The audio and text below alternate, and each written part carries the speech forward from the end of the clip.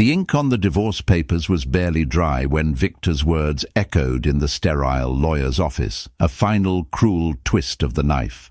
"She'll come crawling back," he'd sneered, his voice dripping with the same condescending certainty that had defined their marriage. "Mark my words, within a week she'll be begging." That night, huddled in a cheap motel room with nothing but a worn-out suitcase and the secret of a new life growing inside her, Nora believed him. She felt the weight of his prediction pressing down, a prophecy of her failure. But she was wrong. The next morning didn't bring despair. It brought the thunderous roar of a private jet, a silhouette against the dawn, sent by a billionaire ghost from her past to shatter Victor's world forever. The lawyer's office on the 47th floor felt like a pristine, soundproof cage in the sky.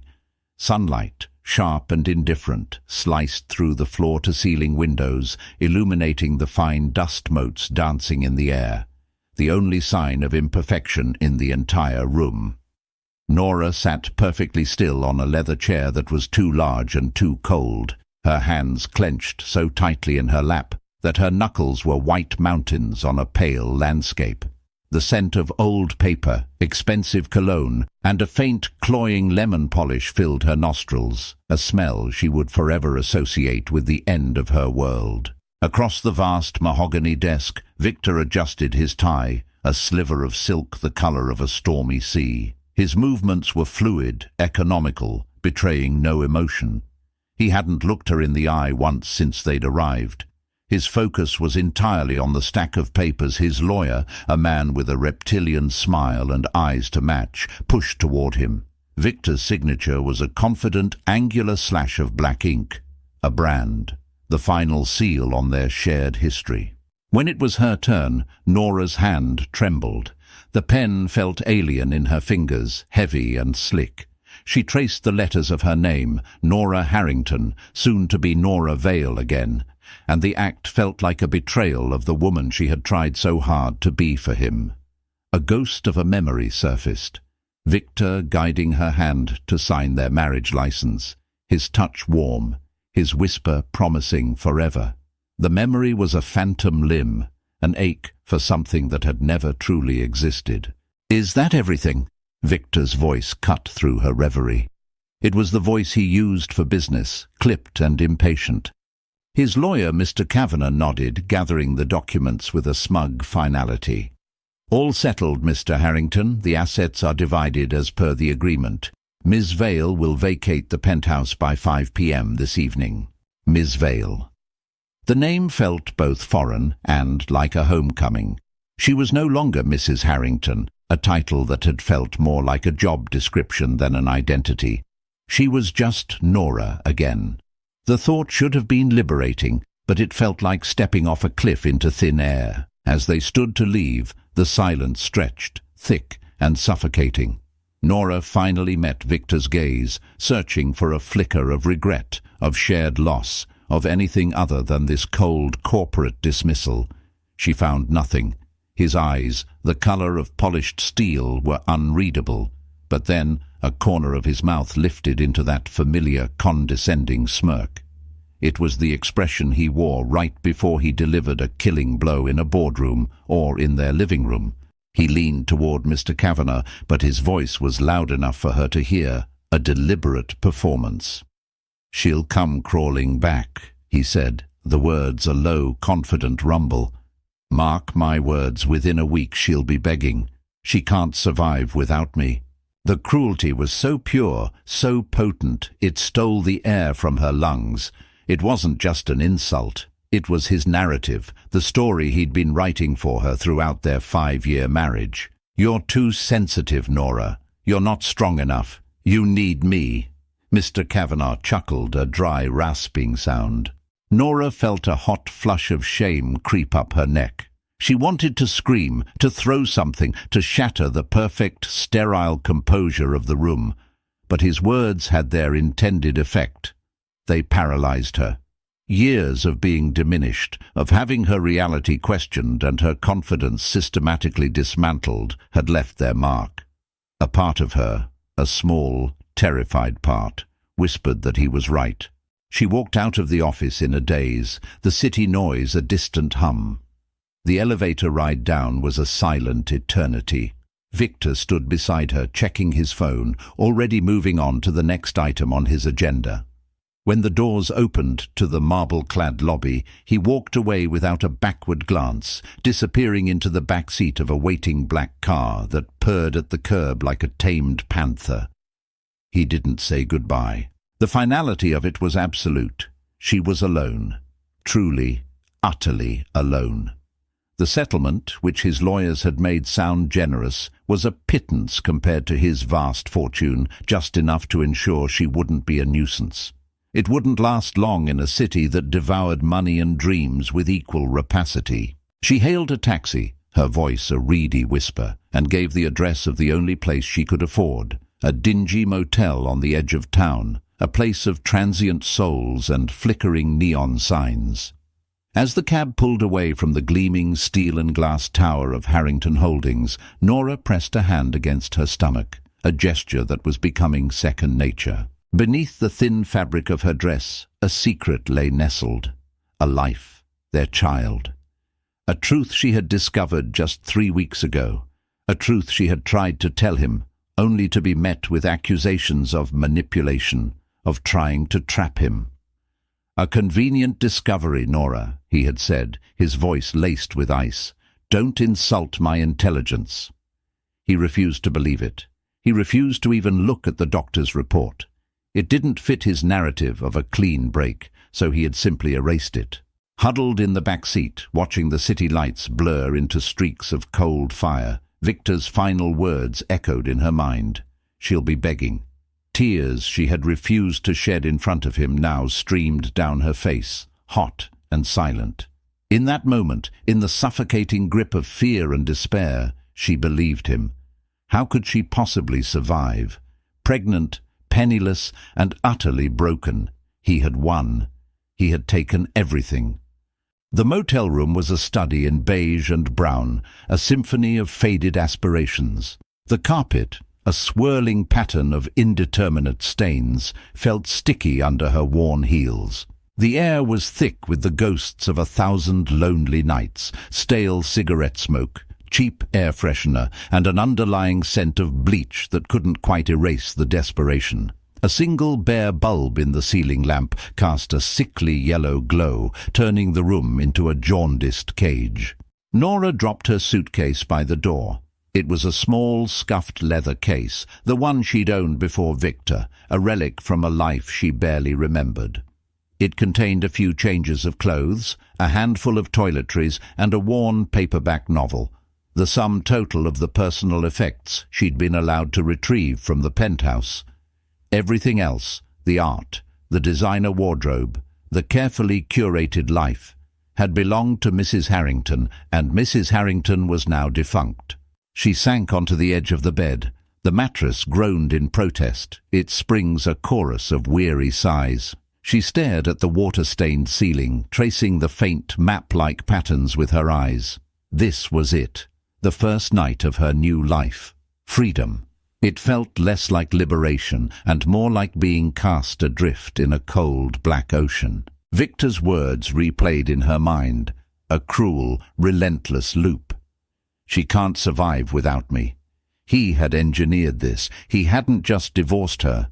He had tried to erase her. The power imbalance had been there from the start, a subtle undercurrent that had grown into a tidal wave. He was Victor Harrington, the self-made titan of finance, a man who bent the world to his will. She was just Nora Vale, the quiet art history student he'd plucked from obscurity, dazzled with a life she'd never imagined, and then molded into the perfect polished accessory for his arm. He had isolated her, slowly and methodically. Her friends, he'd claimed, were unimpressed by his success, or using her to get to him. Her family, with their modest middle-class values, just didn't understand their world. He had convinced her that his way was the only way, that his opinions were facts, that her own feelings were unreliable, hysterical even. He'd made her world so small that he was its only inhabitant, and now he had kicked her out of it. A wave of nausea rolled over her, sharp and acidic. Morning sickness, the doctor had called it, though for her it was an all-day affair, a constant physical reminder of the secret she carried. She stumbled to the bathroom, her hand pressed to her mouth. The reflection that stared back at her from the cracked mirror was a stranger. Her face was pale, her eyes wide and haunted, framed by dark circles of exhaustion. The bespoke silk dress she still wore, a relic from her morning's execution, looked absurd in this grim setting. She was a ghost, haunting the ruins of a life that had been built on a foundation of lies. He had never loved her. He had loved the idea of her, beautiful, pliable, intelligent enough to be interesting, but not so much as to be a threat, someone he could control. The pregnancy had been an unforeseen variable, a complication in his meticulously planned life, and he had dealt with it with the same ruthless efficiency he applied to a failing stock. He cut his losses. She stripped off the dress, letting it fall into a silken puddle on the grimy linoleum floor. She stood under the weak, lukewarm spray of the shower, scrubbing at her skin as if she could wash away his touch, his scent, his influence. But the chill she felt was bone-deep, a cold that no amount of hot water could touch. Wrapped in a threadbare towel, she curled up on the bed, the fear a living thing in her gut. How was she going to do this? The money in her account would barely cover a few months' rent on a tiny apartment, let alone the costs of prenatal care, of having a baby. She had no job, no recent work experience. The art gallery she had dreamed of opening had been dismissed by Victor as a cute little hobby, a distraction from her real duties as his wife. Sleep felt like an impossible luxury. Every time she closed her eyes, she saw his face, that confident smirk, and heard his voice pronouncing her doom, begging. The word was a brand on her soul. Sometime in the grey pre-dawn hours, exhaustion finally claimed her. Her sleep was shallow and fitful, punctuated by nightmares of falling, of drowning, of being trapped in silent, screaming rooms. She was jolted awake by a sound that didn't belong. It was a low, powerful purr, a sound of refined engineering that cut through the usual symphony of distant sirens and rumbling trucks. It was close, too close. Heart-pounding, Nora crept to the window and peeled back a corner of the grimy curtain. Her breath caught in her throat. Parked directly in front of her motel room door, gleaming under the flickering neon sign, was a black Maybach. It was long, sleek, and impossibly elegant, a panther in a junkyard. It was the kind of car that didn't just suggest wealth, it screamed it, a silent, authoritative roar of power. Her first thought was, Victor. He'd come to gloat, to see her in this pathetic state, to prove his point. A cold dread washed over her. But this wasn't Victor's car. His was a custom Rolls-Royce, a more ostentatious display. This was different, subtler, yet somehow more intimidating. The driver's door opened, and a man in a crisp, dark suit stepped out. He was tall and impassive, his expression unreadable. He didn't approach her door. Instead, he walked to the rear passenger door and opened it with a quiet, reverent motion, as if for royalty. He stood there, holding the door open, his gaze fixed on her window. He wasn't looking at the room in general. He was looking directly at her. He knew she was there. A knock, soft but firm, echoed on her door. Nora froze, her hand still clutching the curtain. It couldn't be Victor. This wasn't his style. His cruelty was verbal, psychological. This felt different. This was something else entirely. Her mind raced, sifting through a Rolodex of forgotten acquaintances, of people from her pre-Victor life. Who could possibly know she was here? The knock came again, a little more insistent this time. It wasn't threatening, but it was clear the person on the other side would not be ignored. Gathering the thin motel blanket around her trembling body, Nora took a deep breath. She didn't know if she was walking toward a threat or a rescue, but she knew one thing with absolute certainty. She couldn't stay in this room. The longest night of her life was over. Dawn was breaking, and something or someone had just arrived. Nora's hand hovered over the cheap brass doorknob, her heart a frantic drum against her ribs.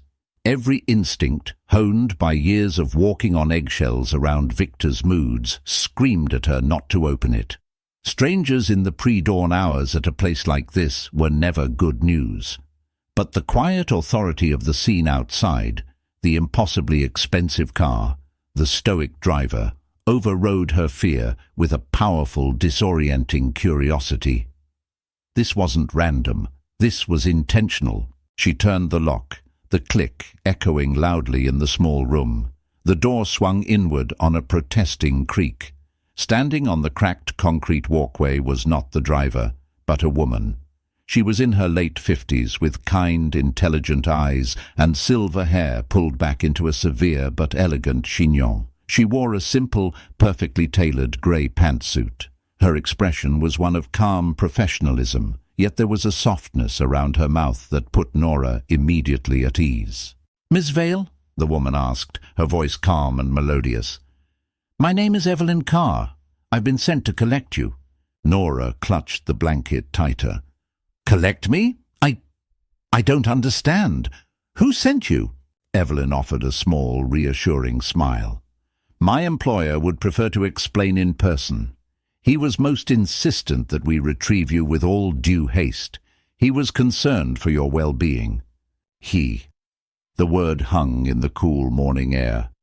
Concerned for your well-being. The phrase was so foreign, so antithetical to her recent reality, that Nora almost laughed. Concern was not a currency in Victor's world. I'm not going anywhere," Nora stammered, even as she knew it was a lie. The squalor of the motel room behind her was a powerful argument. "You have the wrong person." Nora Vale, formerly Harrington, recently finalized her divorce from Victor Harrington, graduated from Columbia with a master's in art history, grew up in Northwood, a small town upstate. Evelyn recited the details not like an accusation, but like a simple statement of fact. "There is no mistake. We have a change of clothes for you in the car, and breakfast if you'd like. We have a flight to catch." A flight. The scale of it, the sheer audacity, sent a dizzying wave through Nora. This was beyond anything she could comprehend. Her mind, still mired in the trauma of the past 24 hours, struggled to process the information. "Please, Miss Vale," Evelyn said, her tone gentle but firm. "He is waiting. I can assure you, you are in no danger. Quite the opposite." Something in the woman's steady gaze, a deep, unwavering sincerity, broke through Nora's panic. She looked past Evelyn to the waiting Maybach, a silent black promise of a world away from this one. What did she have to lose? A stained mattress and a future defined by her ex-husband's cruel prophecy. She nodded, a small, jerky movement. "Let me—" "Just a minute." She closed the door and moved on autopilot. She dressed quickly in the simple jeans and sweater she had packed, her hands shaking as she pulled them on. She glanced at her reflection one last time. The woman in the mirror was still pale, still frightened, but a tiny spark of something new flickered in her eyes. It wasn't hope, not yet. It was bewilderment. When she stepped out of the room, suitcase in hand, the driver materialized silently, taking the bag from her before she could protest and stowing it in the trunk. Evelyn held the car door open for her. The interior was a cocoon of soft, cream-colored leather and polished burr walnut. The air smelled faintly of chamomile and cedar. It was so quiet, the world outside seemed to disappear. On the seat opposite her was a cashmere travel blanket, a bottle of water, and a small, insulated bag. As the car pulled away from the motel, Nora didn't look back. The Maybach moved with a silent, powerful grace, gliding through the awakening city like a phantom. Evelyn sat beside her, respecting her silence, creating an oasis of calm. Nora opened the insulated bag. Inside was a warm croissant, fresh fruit, and a flask of herbal tea. She ate slowly, the simple act of nourishment, a balm to her frayed nerves. They drove not into the city, but toward its outskirts, to a smaller private airfield she never knew existed. There were no crowds, no long security lines. The car drove directly onto the tarmac, stopping at the base of a sleek, white private jet, whose engines were already whining softly. The morning sun was just beginning to crest the horizon, painting the clouds in shades of rose and gold. For the first time in what felt like an eternity, Nora noticed the beauty of the dawn. As she stepped out of the car and walked toward the jet, the pieces began to click into place, forming a picture she hadn't allowed herself to consider for a very, very long time. There was only one person she had ever known with this level of wealth, this kind of quiet, understated power. A person who knew her history, who knew where she came from. A ghost from her childhood. A figure appeared at the top of the jet stairs, silhouetted against the bright cabin light. He was tall and lean, dressed in a simple dark sweater and trousers, but he wore them with an air of innate confidence. As he descended the steps, his features came into focus. He had the same dark, unruly hair she remembered, though it was cut shorter now. The same intense, thoughtful eyes, the color of dark honey. But the boyish awkwardness was gone, replaced by the sharp, defined lines of a man who carried immense responsibility. The last time she had seen him, he had been a scholarship kid with patched jeans and a fierce, hungry intelligence. Now he commanded the world around him with a quiet, effortless authority. He stopped a few feet from her, his hands in his pockets, a gesture she recognized from their youth. A flicker of a smile, hesitant and tinged with something she couldn't quite decipher. Regret, perhaps, touched his lips. "Nora," he said, his voice a low, familiar rumble that vibrated through the years of silence. And the name, a name no one had called her since she was a teenager, a name Victor had despised, broke the final dam of her composure. "Rowan," she breathed, the name a whisper of disbelief. "Rowan Lockwood." The ghost of a promise made 2 decades ago in a moonlit treehouse under a canopy of summer stars had just materialized on a private runway, ready to catch her fall. The interior of the Gulfstream G650 was less a cabin and more a flying luxury apartment. Creamy leather seats, polished wood paneling, and brushed steel accents created an atmosphere of serene, minimalist opulence. It was a world away from the commercial flights Nora had occasionally taken with Victor, where even first class felt crowded and performative. Here there was only the soft hum of the engines and the vast, endless blue of the sky outside the large oval windows. Rowan gestured for her to take a seat, a plush armchair that swiveled to face a matching one across a small inlaid table. Evelyn Carr gave them a discreet nod before disappearing toward the front of the plane, leaving them in a bubble of suspended reality, 30,000 feet above the world that had shattered Nora's life. Silence, thick and heavy with unspoken history, settled between them. Nora stared at the man opposite her, trying to reconcile the Rowan she knew with the one sitting before her now. The Rowan of her memory was a lanky, fiercely brilliant teenager who always had grease under his fingernails from tinkering with old engines and ink stains on his fingers from the books he devoured.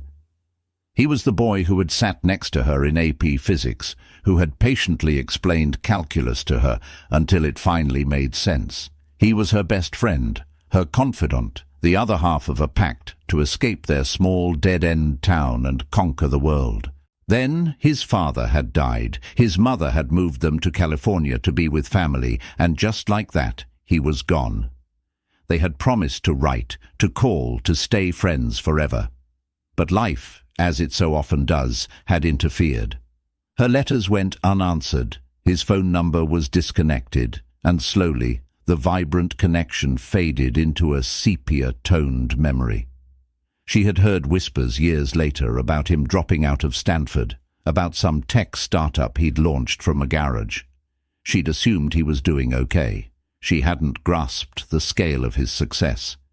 It was clear now that okay was the understatement of the century. Lockhart Aerospace, she now recalled seeing in business journals. It was his. "How did you find me?" Nora's voice was barely a whisper, a stark contrast to the engine's powerful drone. Rowan's gaze was direct, his honey-colored eyes holding hers. "I've kept track of you, Nora. From a distance." The admission was quiet, devoid of any sinister undertone. It sounded more like a confession. "I have a service that alerts me to certain public records.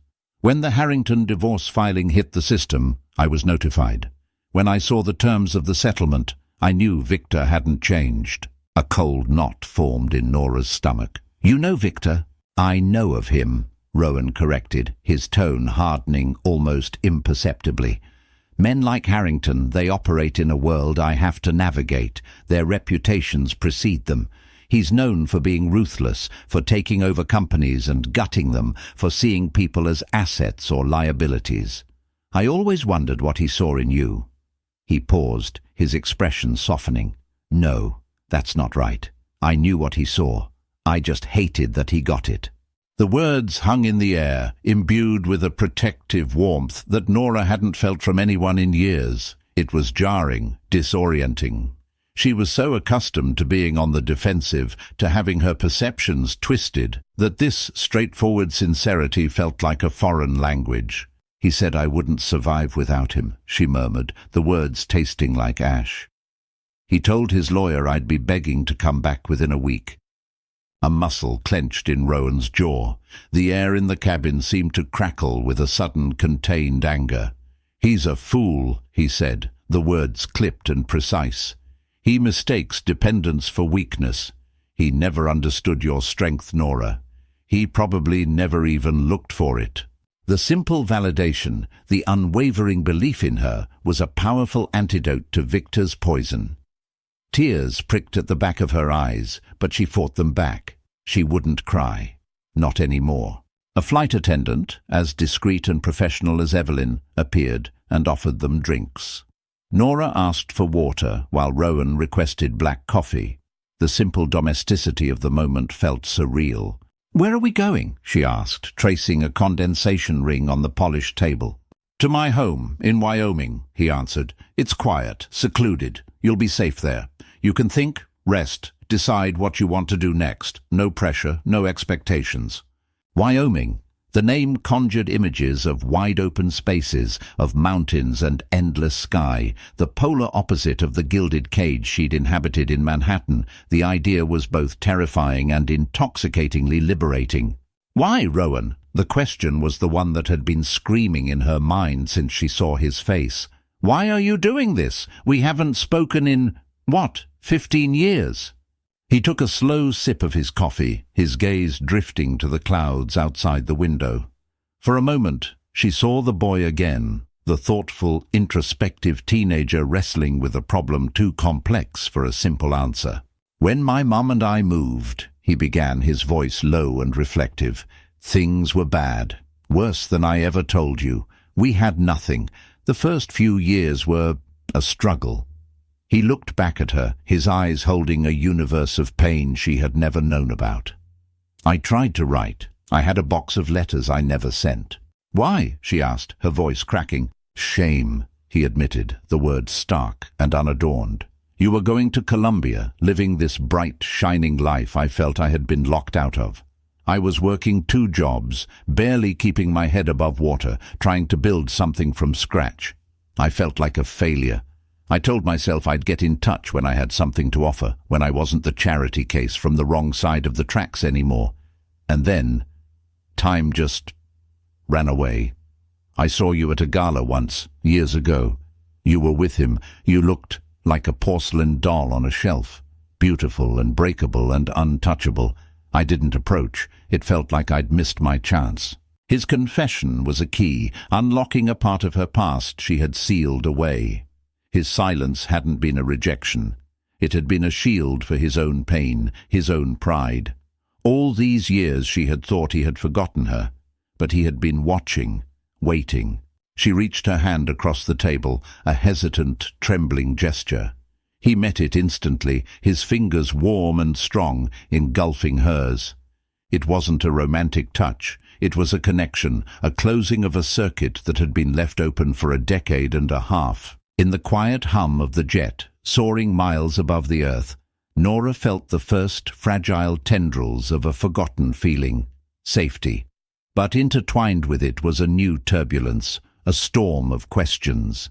Rowan was not the boy she remembered. He was a man of immense power and resources, and men with power, as she knew all too well, always had a motive. The descent into Jackson Hole was a masterpiece of natural art. The sky, a vast, crystalline blue, gave way to the jagged, snow-dusted peaks of the Teton Range, rising like granite deities from the valley floor. Below, the Snake River carved a silver ribbon through sprawling forests of pine and aspen, their autumn colors a blazing tapestry of gold, amber, and crimson. It was a raw, untamed beauty, a stark and breathtaking contrast to the concrete canyons of Manhattan. The jet landed with a gentle bump on a private runway nestled in the valley. As Nora stepped out onto the tarmac, the air hit her first. It was clean, crisp, and so cold it felt like a physical cleansing, scouring the residual grime of the city from her lungs. The silence was profound, broken only by the whisper of the wind through the pines and the distant cry of a hawk circling overhead. A rugged-looking black Range Rover was waiting.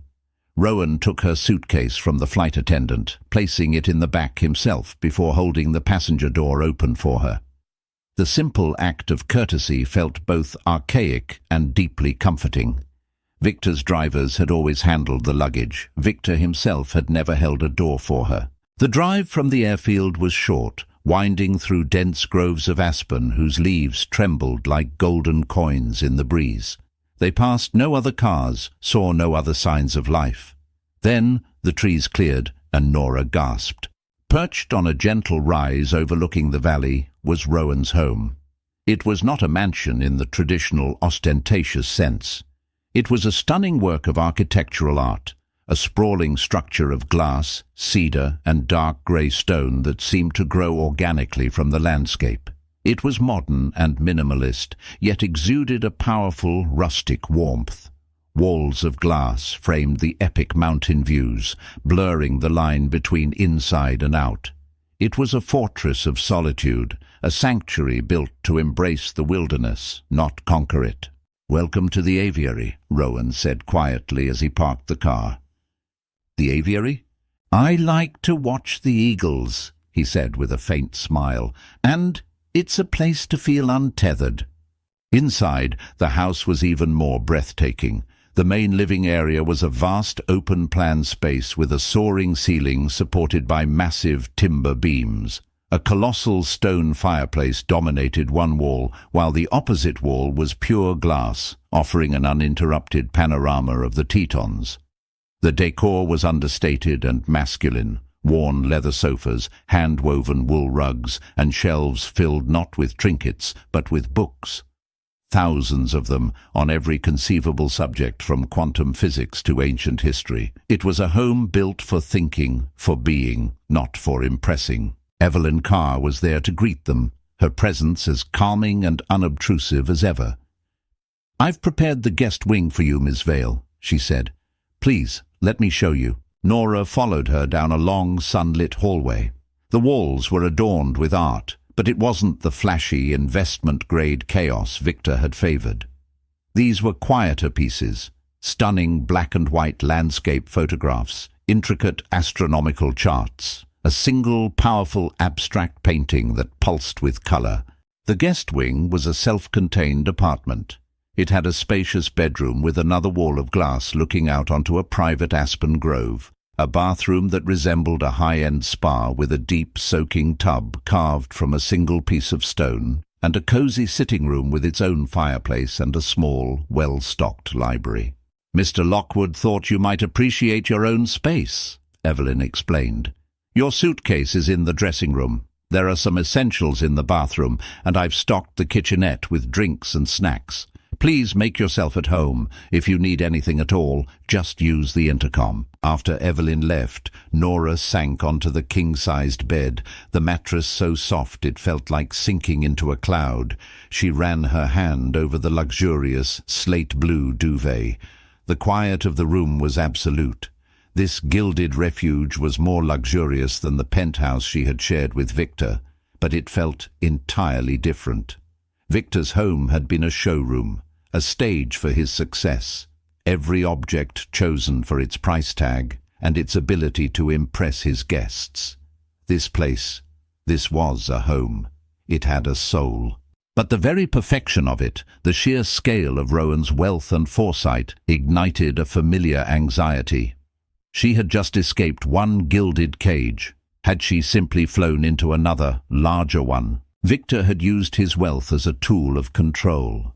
His gifts always came with strings attached, his generosity a debt to be repaid with compliance and adoration. He had bought her loyalty, her silence, her identity. She looked around the beautiful room, at the thoughtful details Rowan had arranged for her comfort, and a cold fear crept in. What would Rowan expect in return for this extraordinary rescue? She walked to the window, pressing her forehead against the cool glass.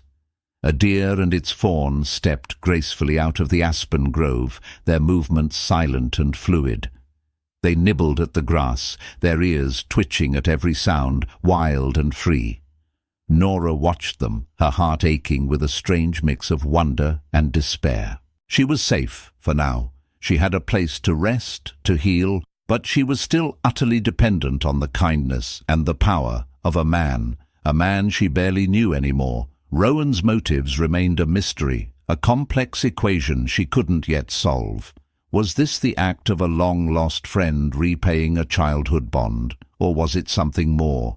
Was he rescuing the girl he remembered, or acquiring a new, interesting project?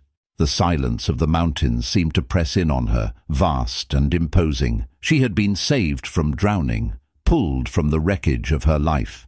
But as she stood in this beautiful, silent house, she couldn't shake the feeling that she was still holding her breath, waiting for the other shoe to drop, waiting to find out the true cost of her salvation. That evening, a fire roared in the great room's massive hearth, its flickering light casting dancing shadows on the high-beamed ceiling. The scent of pine and wood smoke filled the air, a comforting, earthy perfume. Outside, the sun had dipped below the Tetons, leaving the sky a bruised canvas of violet and indigo, pinpricked with the first sharp glitter of stars. Nora had changed into a soft cashmere sweater and leggings she'd found thoughtfully laid out in the dressing room, simple, comfortable clothes in her size. The quiet consideration of the gesture was both touching and unnerving. It implied a level of knowledge about her, a quiet observation that she was still trying to understand. She found Rowan standing by the wall of windows, a tumbler of amber liquid in his hand, staring out at the darkening mountain range. He wasn't admiring the view so much as communing with it. He seemed as much a part of this wild landscape as the stone and timber of the house itself. "It's beautiful," she said, her voice soft, not wanting to break the spell of the room. He turned and the firelight caught the warmth in his eyes. "It's the only place I can think," he said. "The city. It's too loud. Not the sound, the noise, the static from other people's ambitions, their desperation. Out here, the signal is clearer." He gestured to the leather sofa near the fire. "Please, sit." He poured a glass of water from a crystal carafe and set it on the rough-hewn wooden table in front of her. He didn't offer her alcohol, another small, considerate detail that did not go unnoticed.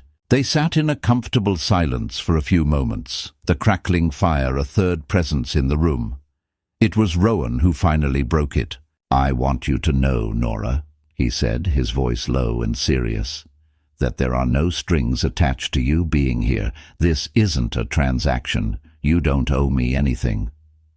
His words were a direct hit, targeting the very heart of her anxiety. It was as if he could read the fear and suspicion swirling within her. "Then why?" she asked, her voice barely a whisper. She needed to understand. Generosity on this scale, It doesn't just happen, Rowan, not in the world I've been living in. He set his drink down and leaned forward, his elbows on his knees, his gaze intense and unwavering. The world you've been living in is Victor Harrington's world. It's a toxic ecosystem designed to benefit him and no one else. Don't mistake his pathology for the way the entire world works. He paused, choosing his words carefully. I told you I never sent those letters. One of them was written the night I found out I got a full scholarship to Stanford. I was so excited. I wanted to tell you that our pact was still on, that I was just taking a different route. But my mum's new husband, he found the letter. He told me that people like us don't get to have dreams like that I should forget about my fancy friends and focus on getting a trade. He said I was aiming too high, that I would only ever be a failure. Nora could hear the ghost of old pain in his voice, the echo of a wound that had never fully healed. He was wrong, obviously, she said softly. He was, Rowan agreed, a grim tightness around his mouth. But the things people say to you when you're vulnerable, they leave scars. They can become the narrator of your own story if you're not careful. Victor, he became your narrator, didn't he? He spent years telling you who you were, what you were capable of, what you were worth. And his voice was so loud it drowned out your own. Her breath hitched. He saw it. He saw it all. He wasn't just looking at the surface, the broken marriage, the financial distress. He was looking at the invisible cage she had been trapped in, the psychological labyrinth Victor had constructed around her. He made me feel small, she confessed, the admission costing her a piece of her pride, like I was crazy. He'd say things, then deny he ever said them. He'd twist my words until I didn't even know what I was trying to say anymore. Towards the end, I stopped talking. It was easier. Gaslighting, Rowan said, the word a cold, hard stone in the warmth of the room. It's a classic abuser's tactic. Isolate, destabilize and control. Make the victim doubt their own sanity so they become completely dependent. He stood up and walked over to the massive telescope standing in the corner by the window. He fiddled with the lens, his back to her. I know something about being controlled, about people trying to write your story for you. When I started my company, I had partners, men like Victor. They saw a smart kid with a good idea they could steal. They tried to push me out, to dilute my shares, to take everything. I fought them. It nearly destroyed me. But I learned something. Power isn't just about money. It's about owning your own narrative. Victor took yours. I'm just giving you a quiet place to write a new one. He turned back to her, his expression unreadable in the flickering light. That's why I'm doing this, Nora. Because no one should have their voice stolen. And because someone a long time ago told me I could build rockets if I wanted to. And for the first time in my life, I believed it was possible. He was talking about her. She remembered that day, sitting in their treehouse, sketching designs for a spaceship on a napkin while he explained astrophysics. She had looked at him with his fierce eyes and brilliant mind and had said it without a second thought. You could do that for real, Rowan. You could build rockets. A single tear, hot and heavy, escaped and traced a path down her cheek. It wasn't a tear of sadness or fear. It was a tear of release. He wasn't saving a victim. He was repaying a debt of faith. He didn't move to comfort her, didn't rush to fill the emotional space. He gave her the dignity of her own moment, a quiet act of respect that was more comforting than any embrace could have been. Later that night, as she lay in the impossibly comfortable bed, staring through the glass wall at the blanket of stars, so clear and bright out here, away from the city's glow, she thought about constellations.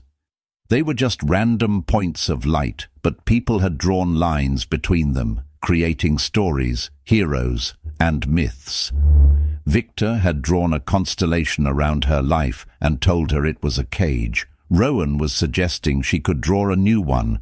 For the first time in 5 years, as she drifted off to sleep, she didn't hear Victor's voice in her head. She heard the crackle of a fire, the whisper of the wind, and the faint, revolutionary echo of her own forgotten strength. The next few days passed in a slow, healing rhythm.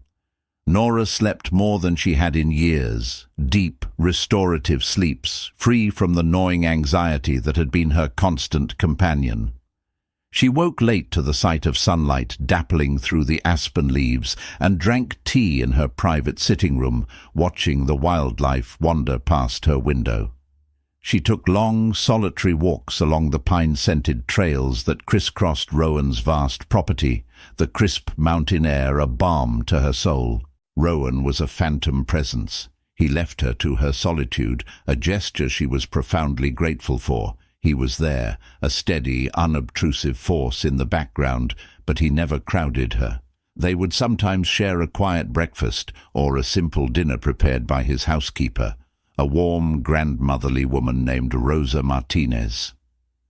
Their conversations were easy, drifting from books to art to the changing seasons.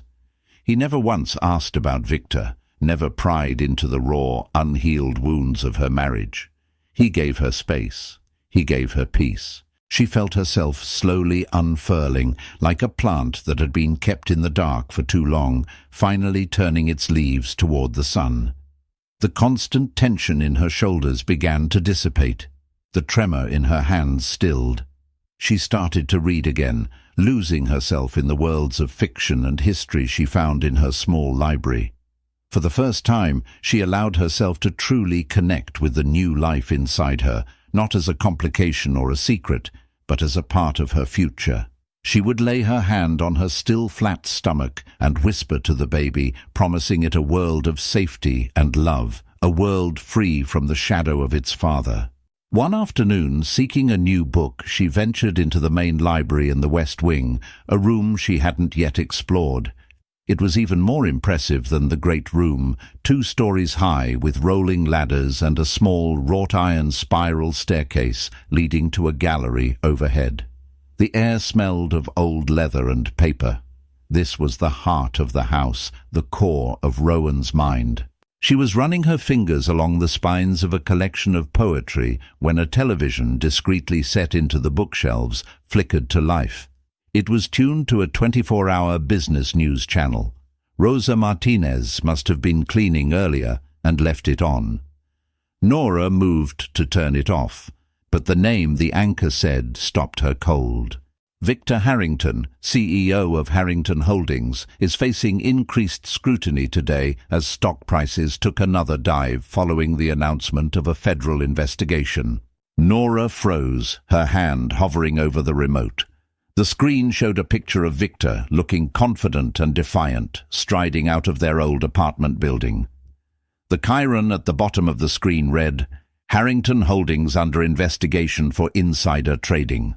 Her heart began to pound a heavy, sick rhythm against her ribs. Insider trading. She remembered conversations, snippets of late-night phone calls she'd overheard but had been trained to ignore. Victor, speaking in clipped, angry tones about a rival company, about a deal that was a sure thing. She'd asked him about it once, and he had dismissed her with a sharp, "Don't worry your pretty little head about it, Nora. This is out of your league." The news anchor continued.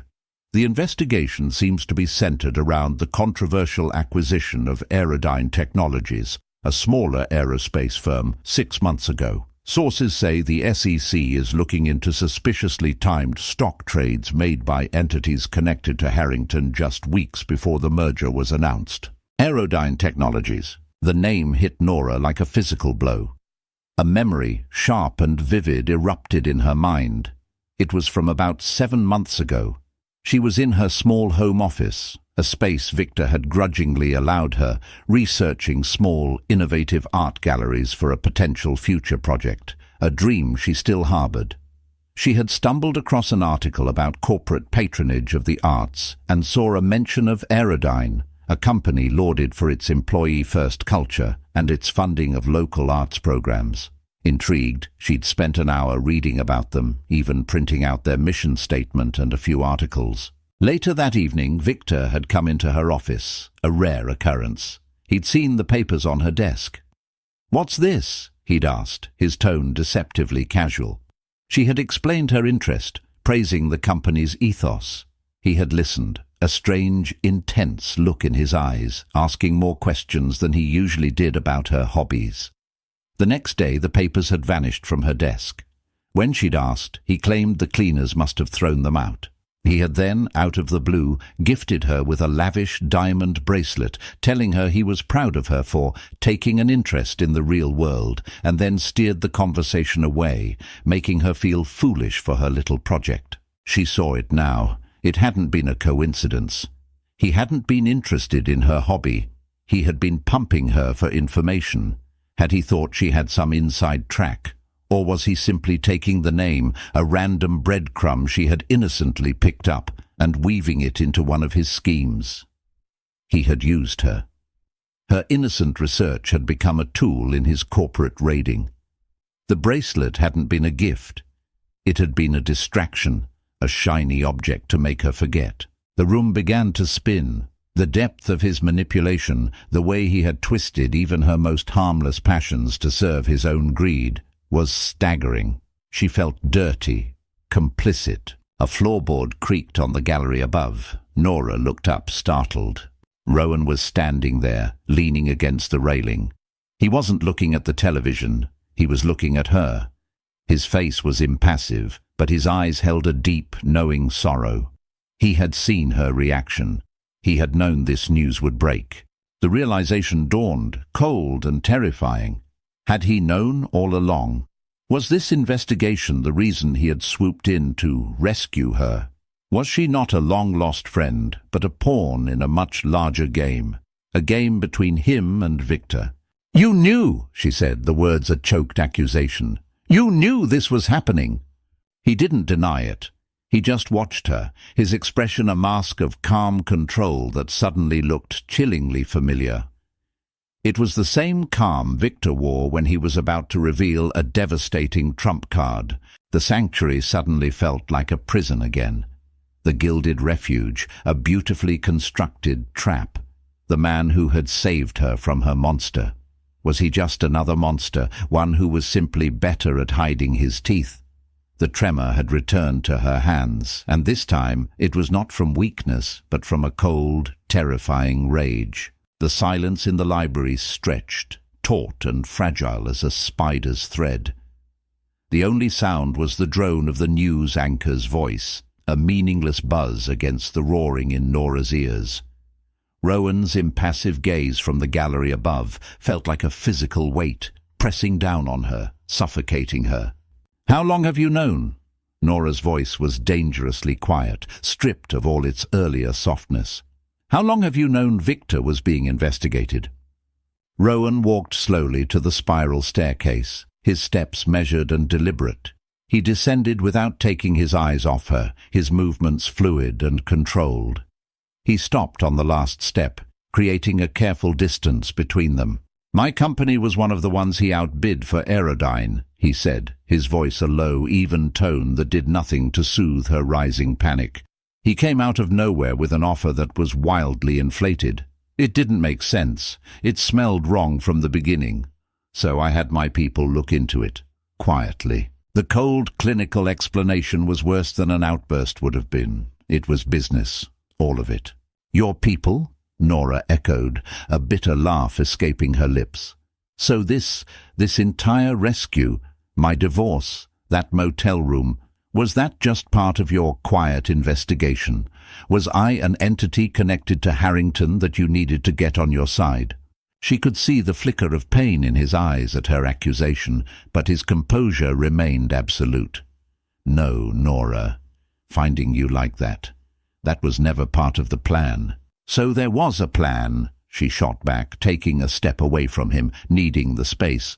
"A plan that involved me. What was it, Rowan? Were you going to use me as a witness, get me to testify against him? Is that the price for staying in this gilded refuge?" "The price of you being here," he said, his voice finally hardening, a steel edge creeping into his calm tone, "is that you are safe, The price is that the man who systematically destroyed your confidence is about to be held accountable for his crimes. The price is that you and your baby get to have a future that isn't dictated by his whims.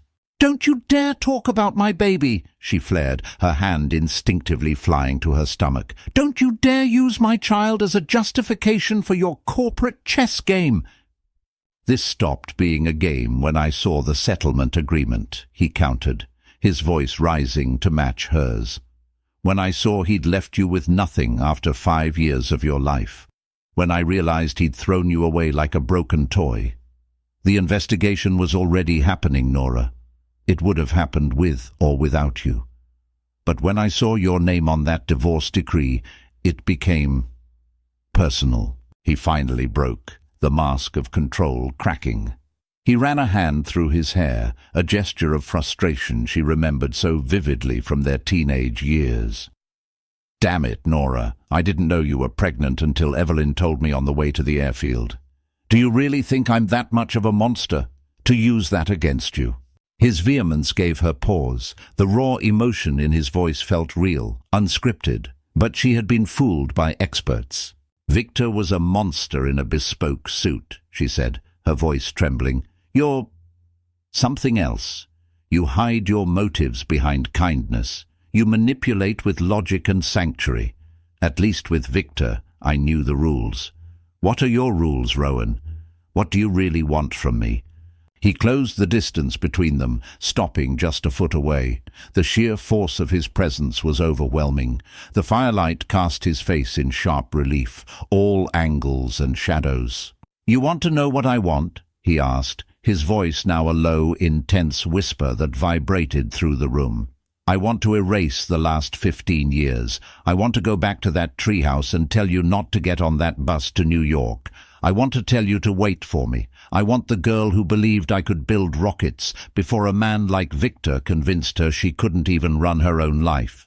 His confession, so raw and unexpected, shattered her anger, leaving her exposed and trembling.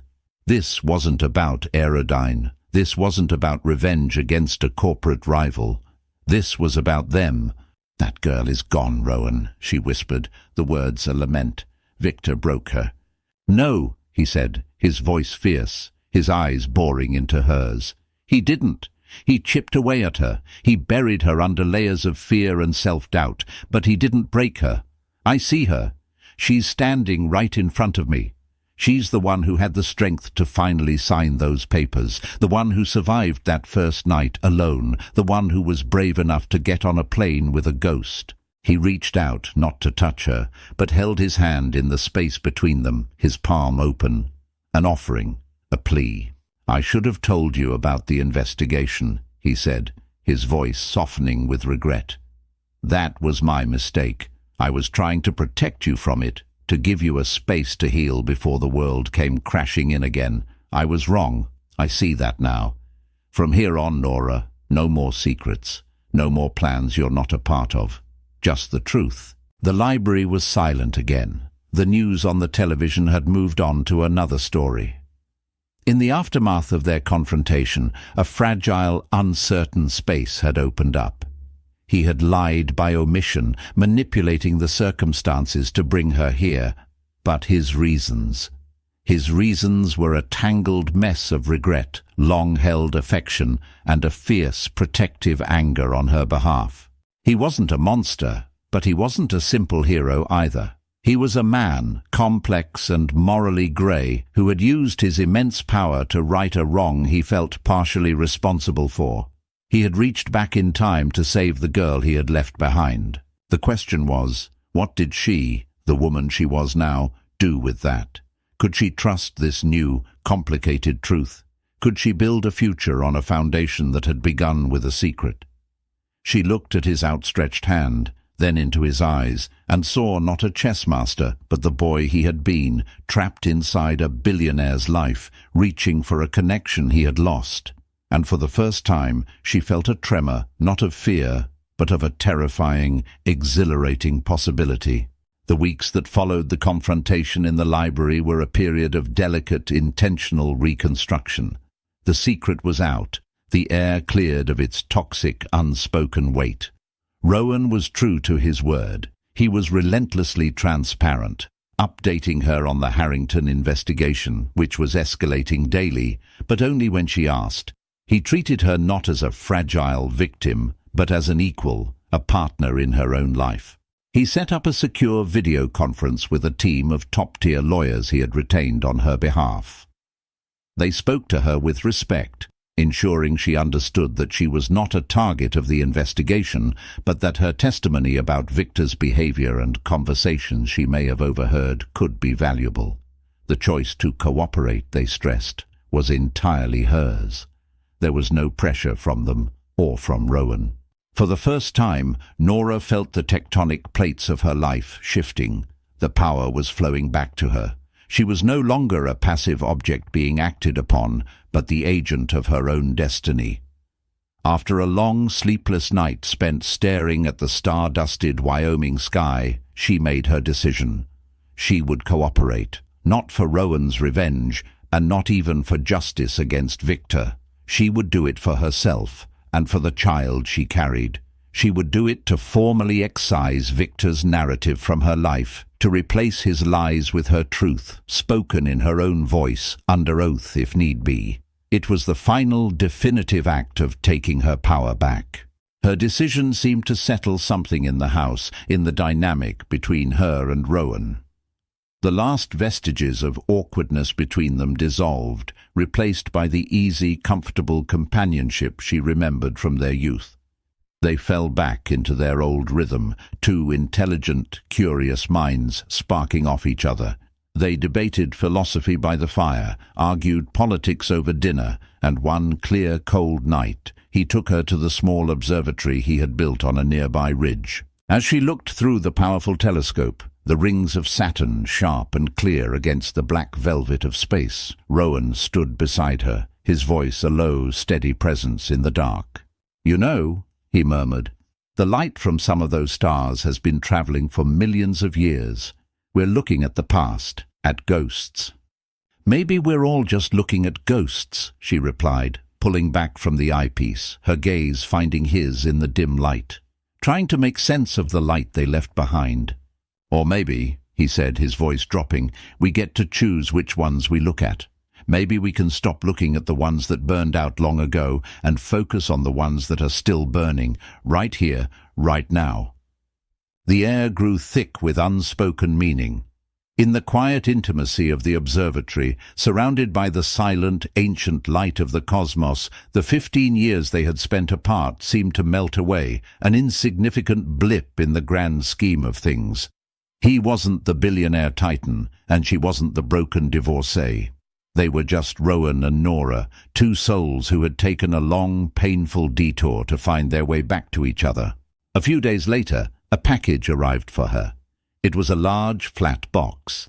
Inside she found a complete architectural plan and a prospectus. The title on the cover read, "The Vale Gallery for Emerging Artists, Northwood." She looked up at Rowan, who was leaning in the doorway of her sitting room, his expression carefully neutral. "Northwood is a designated arts and culture revitalization zone," he explained, as if he were discussing a business proposal. "There are grants, tax incentives, that old abandoned mill on the river. It's for sale. It has good bones. It would make a perfect gallery space, a non-profit. I took the liberty of setting up an endowment to cover operating costs for the first 10 years. The rest," he finished, his voice softening, "is up to the director." Tears streamed down her face, but this time they were tears of overwhelming, unadulterated joy. It wasn't a gift, it wasn't charity, it was her dream, the one Victor had mocked and dismissed, rendered in perfect, practical detail. He hadn't just given her a safe harbor, he had given her a future, her own future. One she would build with her own hands, in the town where they had both begun, a place she could finally, truly call home. That evening, as the first snowflakes of winter began to drift down from a slate-grey sky, Nora found him by the great window, watching the storm roll in. She walked up behind him and for the first time initiated contact, her hand resting gently on his arm. He turned, his eyes asking a silent question. "Thank you, Rowan," she whispered, her voice thick with emotion. "You don't have to thank me, Nora," he said. "I'm not thanking you for the gallery," she clarified, her gaze steady and sure. "Or the lawyers or the jet. I'm thanking you for seeing me, the real me, the one I thought I'd lost forever." He covered her hand with his thumb gently stroking her skin. The touch was electric, a current of warmth and long-suppressed emotion that flowed between them. "I never lost sight of her," he said, his voice a low caress. "Not for a single day." Victor's world had been one of power imbalances, betrayal, and psychological warfare. He had sneered that she would beg to come back, confident in the prison he had built for her, but he had fundamentally misunderstood her. He had never seen her strength, only a reflection of his own needs. He never imagined a world beyond his control, a world where a promise made by two kids in a treehouse held more power than all his billions. Victor Harrington's story was ending, a sordid tale of greed and hubris, destined for the tabloids. But Nora Vale's story was just beginning. Surrounded by the quiet majesty of the mountains, with a new life growing inside her and an old friend standing by her side, she was finally rewriting her own stars, drawing a new constellation of hope, redemption, and love in the vast, open sky.